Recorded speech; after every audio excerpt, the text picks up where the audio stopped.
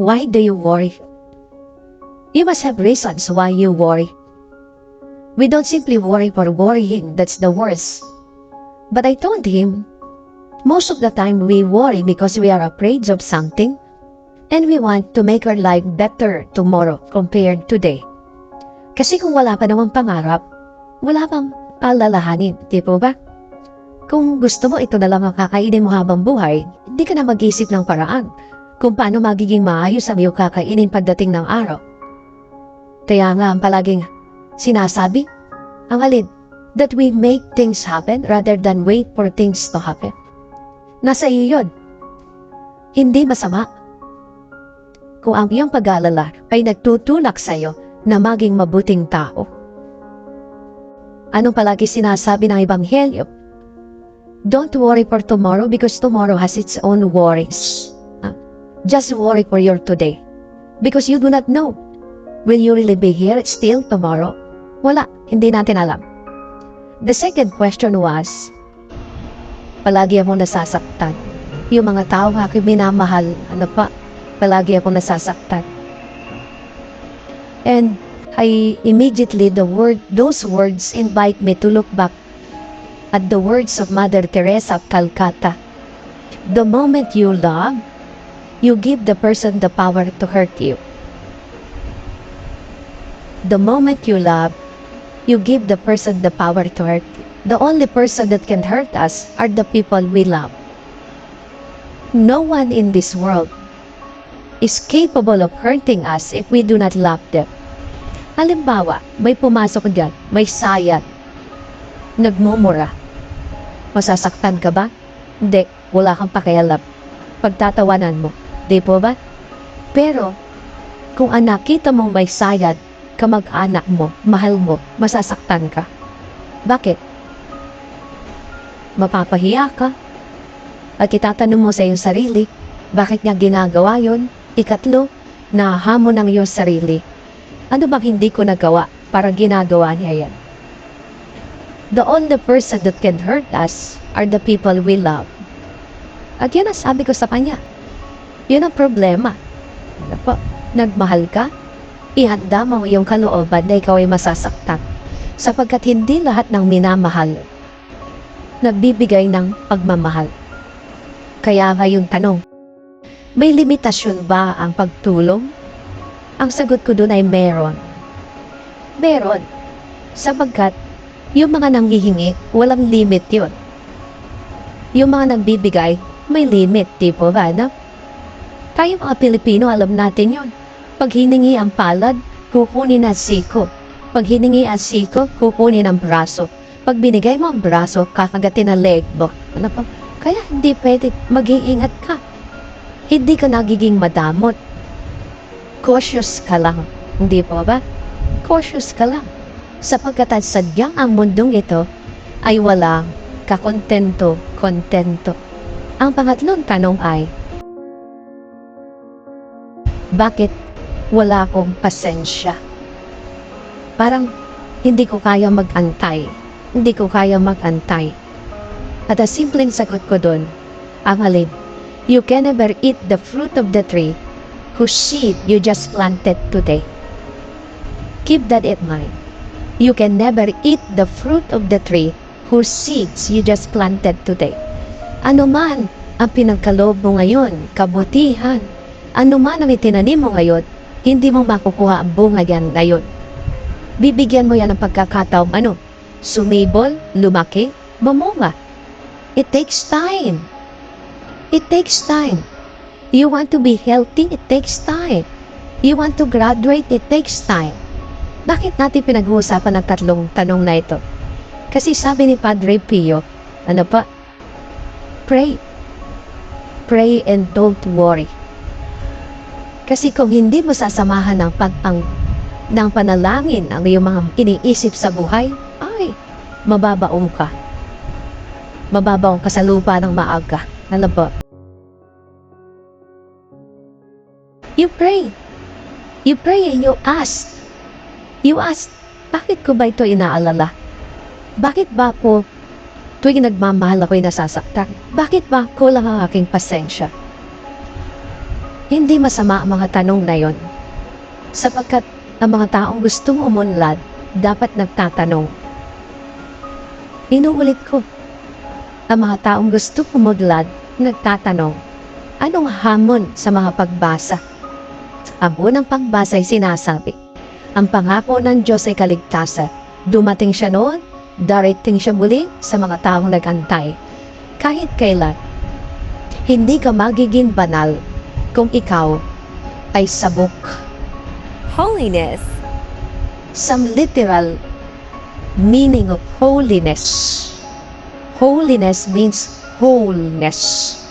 Ang pagiging banal ay pagiging buo. Ang pagiging banal ay pagiging buo. Kaya nga sabi ni Jesus, kung hahatiin ni Satanas ang kanyang sarili, ay pagdating sa huli, mawawasak siya. Ano yung mga bagay-bagay na sa tingin ninyo, binabasag kayo? Ano yung mga bagay-bagay sa inyong pagkatao na sinisira kayo? Ano yung mga bagay-bagay, mga pag-iisip, pag-alala, na sabi nga nagiging sabog kayo sa inyong mga pagkatao? Sapagkat hindi nyo maabot ang kabanalan kung hindi nyo kayang buuin ang meron kayo sa inyong harapan. Sabi ng isang santo, minsan, pagtabingi ang isang baso, pag base, pagtabingi ang isang base, pagkabisan, kahit anong hilot mo dyan, hindi na yan tutuwid. Nakaporma na yan di po ba? Anong ginagawa ng Diyos? Basagin yan muli at ipormang bago. Pagkabisan ganun ang buhay. Mga minamahal na mga kapatid, minsan ang Diyos ay binabasag tayo muli upang magkaroon tayo ng bagong anyo. Sapagkat ang nandyan na, kung hindi mo yan hahayaan, hindi mo yan bibitawan, ay hanggang ganyan ka na lang. You ask yourself, kasi pagkamisan, takot na takot tayo na tayo baguhin ng Diyos. Takot na takot tayo. Ayaw nating tanggapin ang katotohanan. Kidding aside, to make this a little lighter, mananabi ako sa mga babae, ha? Ano po? Kasi conscious na conscious kayo sa inyong mga figure, 35, 24, 36. Maganda naman talaga yun, di po ba? No? Pero pag talaga kayo tumatanda na, ha? Kahit anong gawin ninyo, nagbabago yan, di po ba? No? Ha? Lalo na pag kayo nag-asawa, ano po? Tapos, kinakain niyo ang inyong tensyon.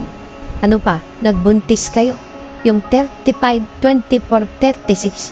Ano mangyayari dyan? Pag nagbuntis kayo, meron ba katawang 35, 24, 36 na buntis? Wala. Pinakamahina dyan, 40, 50, 40. Di ba?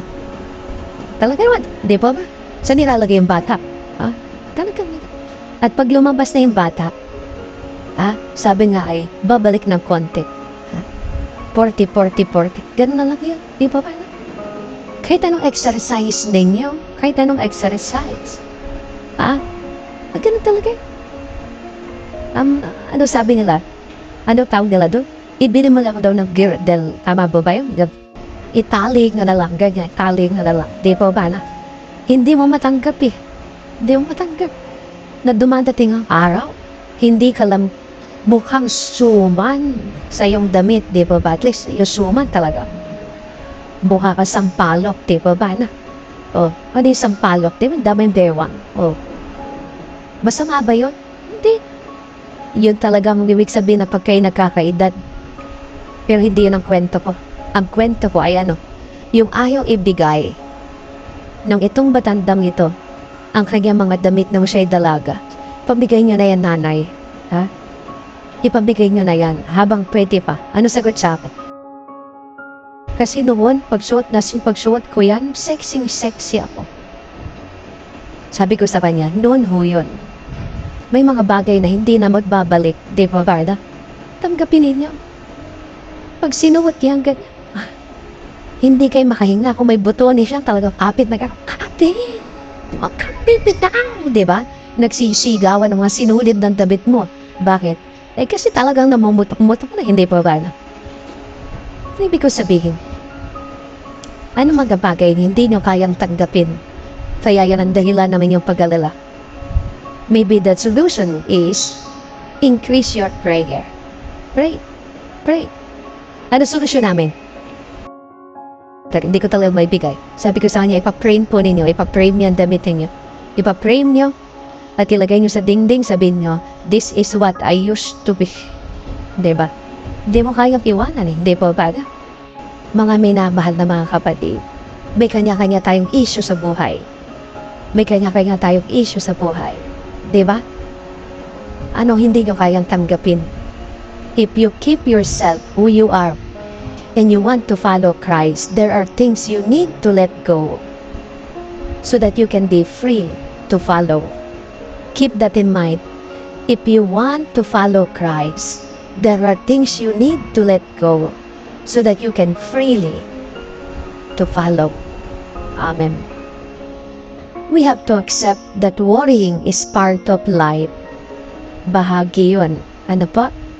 Kaya na kahit ang simbahan, sa lahat ng misa, kung inyo pong pinapakinggan ng prayer, we always pray that we will be saved from any worries and unnecessary distress and anxieties. Kasama yon. Pero hari nawa, hindi yan ang dahilan para hindi ka kumilos. Ano lamang po ang hamon? Sabi nga, pagkaminsan, pag hindi mo makita ang liwanag, hindi mo alam kung anong gagawin, pray the prayer of Padre Pio Petrocina. You cannot remember all those prayers, but in a single line, you can say, stay with me, Lord. Lord, hindi ko pa alam kung anong gagawin, but please stay with me. Thanks for watching.